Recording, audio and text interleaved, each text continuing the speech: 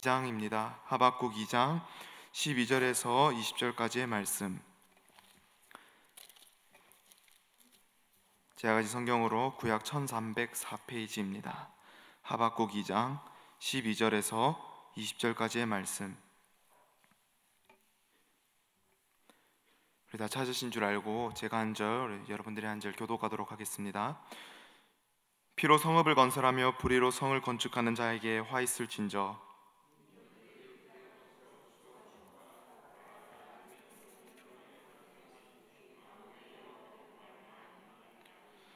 이는 물이 바다를 덮음같이 여호와의 영광을 인정하는 것이 세상에 가득함이니라.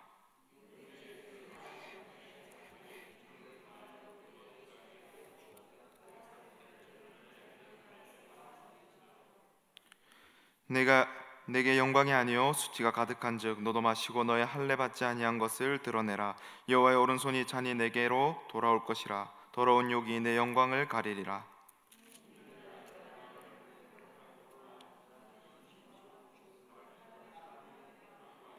성읍과 그 안의 모든 주민에게 강포를 행한 것이 내게로 돌아오리라. 새긴 우상은 그 새겨 만든 자에게 무엇이 유익하겠느냐? 부어 만든 우상은 거짓 스승이라. 만든 자가 이 말하지 못하는 우상을 의지하니 무엇이 유익하겠느냐?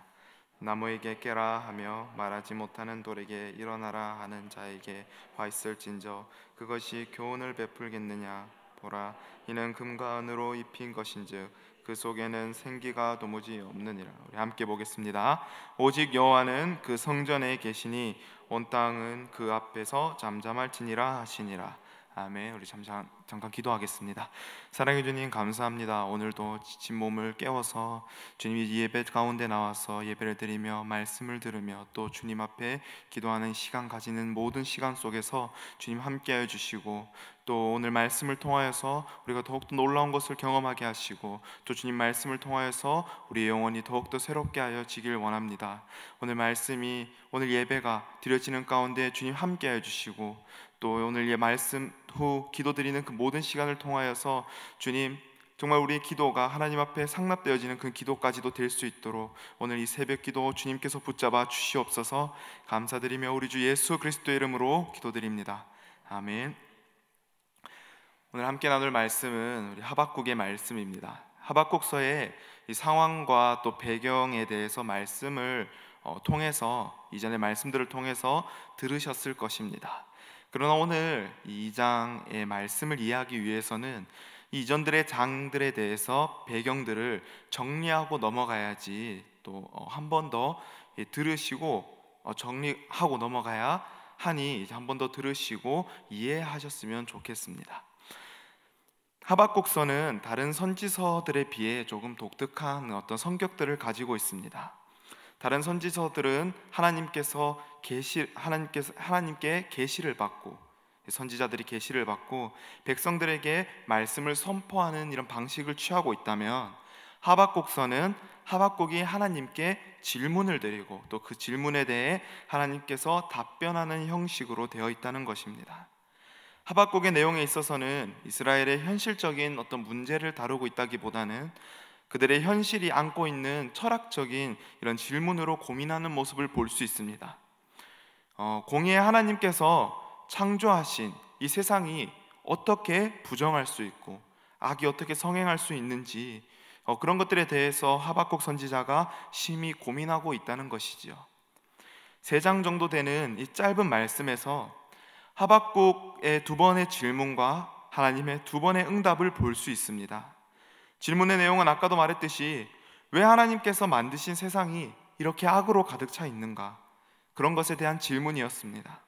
그가 이렇게 질문할 수 있는 것은 정말 하나님께서 공의와 또 정의의 심판자이심을 믿기 때문에 이렇게 질문할 수 있었던 것이겠죠. 하나님의 대답은 이러했습니다. 쉽게 얘기하면 내가 바벨론을 사용하여 이스라엘을 벌할 것이다 라는 내용이었습니다. 선지자는 이해할 수 없었습니다. 왜냐하면 이스라엘은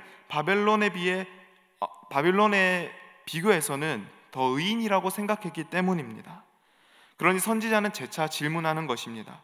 하나님, 지금 당신이 바벨론보다는 의로운 이 이스라엘을 더 악한 바벨론을 사용하여서 치시겠다는 것입니까? 지금 하나님께서 하시고 계신 이 일이 하나님의 공의에 맞는 처사인 것입니까? 라고 마치 따지고 있는 것처럼 보입니다. 그리고 하나님의 대답을 기다립니다. 하나님께서 답변하시길, 요약하자면 악인 바벨론은 반드시 내가 심판할 것이다 라고 말씀하시며 오늘 보게 되는 말씀 6절에서 20절까지의 말씀들 통하여서 총 5번에 걸쳐서 바벨론의 죄악을 드러내시고 또 고발하고 징벌하며 저주하는 이 선포의 말씀들을 볼 수 있게 됩니다. 특별히 오늘 보게 될 이 세 번째 말씀, 세 번째에서 또 네 번째, 다섯 번째 재앙을 통하여서 하나님께서 악을 어떻게 징벌하시는지 보게 됩니다. 세 번째 재앙은 악한 자와 폭력을 행하는 자에 대한 심판입니다. 함께 12절에서 14절을 보시면서 피로 성읍을 건설하며 불의로 성을 건축하는 자에게 어떤 화가 있는지 우리 함께 보도록 하겠습니다. 2장 12절에서 14절입니다. 함께 읽겠습니다. 시작. 피로 성읍을 건설하며 불의로 성을 건축하는 자에게 화 있을진저 민족들이 불탈 것으로 수고하는 것과 나라들이 헛된 일로 피곤하게 되는 것이 만군의 여호와께로 말미암음이 아니냐.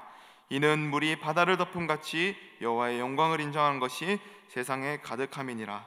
아멘. 말씀에서 보이는 악인은 당시 식민지국들의 백성들을 강제노역 시켜 또 피 흘려서 죽어간 백성들을 바라보며 그 사실을 지적하고 있습니다. 12절은 이렇게 인간의 생명을 경시한 그런 국가와 또 민족을 가만두지 않으시겠다는 하나님의 분명한 뜻임을 밝히고 있습니다. 그리고 그렇게 세운 나라가 하나님에 의해 불로 타서 사라지게 되고 또 그들의 수고가 헛수고가 될 것임을 선포하고 있는 말씀입니다. 또 침략과 살인, 폭력과 불의 이런 것들로 세상을 취하려 했던 바벨론과 같은 나라는 분명히 무너질 것이라고 말씀하는 것입니다. 이런 악한 세상은 하나님께서 무릎 꿇을 것이며 온 세상이 마치 물이 바다 덮음같이 하나님의 주권을 인정하고 영광을 돌리는 것이 세상에 가득하여질 것임을 말씀하고 계십니다. 우리 네 번째 재앙을 한번 보겠습니다. 15절에서 17절까지인데요 15절에서 17절까지 우리 한 목소리로 읽겠습니다. 시작. 이웃에게 술을 마시게 하되 자기의 분노를 더하여 그에게 취하게 하고 그 하체를 드러내려 하는 자에게 화 있을진저 내게 영광이 아니요 수치가 가득한즉 너도 마시고 너의 할례 받지 아니한 것을 드러내라. 여호와의 오른손의 잔이 내게로 돌아올 것이라. 더러운 욕이 내 영광을 가리리라. 이는 내가 레바논에 강포를 행한 것과 짐승을 죽인 것 곧 사람의 피를 흘리며 땅과 성읍과 그 안의 모든 주민에게 강포를 행한 것이 내게로 돌아오리라. 아멘. 우선 재앙의 대상은 이웃에게 술을 마시게 하되 자기의 분노를 더하여 그에게 취하게 하고 그 하체를 드러내려 하는 자라고 말씀은 그렇게 말하고 있습니다. 이런 사람이 어떤 사람이냐면 이렇게 쉽게 말해서 자기만 취하여 넘어질 자가 아니라 남까지도 술에 취하게 하여서 넘어지게 할 그런 악독한 자라는 것입니다. 이 구절은 정말 술을 마셔서 취하게 한다는 의미라기보다는 자신의 행동이 주변에게까지 피해가 간다는 의미로 쓰인 비유라고 보는 것이 더 맞을 것 같습니다. 구약에서는 술 취함이라는 의미가 주로 패망한다 또는 실패의 의미로 쓰였습니다. 또는 하체를 드러내게 한다는 것은 우리가 노아를 기억하게 되는데 참 이것이 수치스러운 일을 겪게 하는 자, 그런 의미도 가지고 있다는 것입니다. 바벨론은 주변국까지도 타격을 했던 나라입니다. 자신들의 번성을 위해서, 자신들의 나라의 건국을 위해서 타국을 이용하기를 서스럼없이 행했습니다. 하나님께서는 이런 일을 저지른 바벨론에게 그들이 저질렀던 일만큼 다시금 여호와의 오른손의 잔이 그들에게 돌아올 것이라고 말씀하셨습니다. 또한 더러운 욕이 그들을 자신의 영광을 가릴 것이라고 말합니다. 더러운 욕은 그들이 저질렀던 수치스러움, 그 수치스러움이 그대로 그들에게 돌아올 것이라는 말씀입니다. 17절에서 바벨론의 강포를 직접적으로 언급하고 있습니다. 그것은 레바논 산을 향한 바벨론의 침략입니다. 레바논은 북에서부터 가나안을 공격해 들어오는 첫 관문이었습니다. 그래서 이 레바논이 점령이 되면 곧 예루살렘과 온 가나안 전체가 점령된 것과 마찬가지였습니다. 말씀에서 나온 이 레바논은 예루살렘 성전만을 비유한 것이 아니라 팔레스타인 전역을 상징하는 말로 사용되었다고 합니다. 그러나 실제로도 바벨론은 그곳을 점령하여 레바논에 있는 백향목들, 이런 무분별한 벌목들과 또 그 나무를 이용해서 살인할 무기를 만들고 또 자연을 파괴하는 일도 감행하였습니다. 말씀은 이런 부분까지도 언급하는 듯합니다. 바벨론은 필요 이상으로 자연을 파괴하였고 살인을 마치 짐승을 죽이듯 학살한 것을 지적하며 하나님께서 그것을 기억하고 있음을 보여줍니다. 하나님께서는 이처럼 유다 족속에게 마치 짐승을 멸하듯이 그렇게 강포를 행한 것이 하나님이 만든 이 아름다운 세상을 마치 그렇지 않은 것처럼 파괴하는 것, 그것이 바로 바벨론을 징벌하는 이유라고 하나님께서 말씀하고 계시는 것입니다. 마지막 5번째 재앙을 한번 보도록 하겠습니다. 18절에서 20절까지의 말씀입니다. 우리 함께 합독하도록 하겠습니다. 시작. 새긴 우상은 그 새겨 만든 자에게 무엇이 유익하겠느냐? 부어 만든 우상은 거짓 스승이라 만든 자가 이 말하지 못하는 우상을 의지하니 무엇이 유익하겠느냐? 나무에게 깨라 하며 말하지 못하는 돌에게 일어나라 하는 자에게 화 있을진저 그것이 교훈을 베풀겠느냐? 보라, 이는 금과 은으로 입힌 것인즉 그 속에는 생기가 도무지 없느니라. 오직 여호와는 그 성전에 계시니 온 땅은 그 앞에서 잠잠할지니라 하시니라. 마지막으로 5번째 재앙은 우상 숭배에 대한 자들이 받을 화입니다. 18절에 새긴 우상은 그 새겨 만든 자에게 무엇이 유익하겠느냐라는 말을 원문으로 직역하면 우상은 그 만든 자가 새긴 것인데 무슨 유익이 있겠느냐라는 말입니다. 하나님께서 이 만들어진 우상 따위가 무슨 말을 하겠으며 한탄하고 있고 또 이것을 의지하는 것이 유익하지 못하다는 것을 말씀하고 계시는 것입니다. 19절은 우상이 나무나 돌에 금이나 은을 입힌 것에 지나지 않고 아무런 생명이 없는 것임을 분명히 밝히고 있습니다. 그리고 20절에 이렇게 생명이 없는 나무나 돌과는 달리 우리가 섬기는 하나님은 살아계시며 온천하 만민과 만물을 다스리는 참 하나님이심을 강조하고 있습니다. 바벨론이 멸망할 수밖에 없었던 이유 중에 우상 숭배를 언급한 것은 당연한 것이었습니다.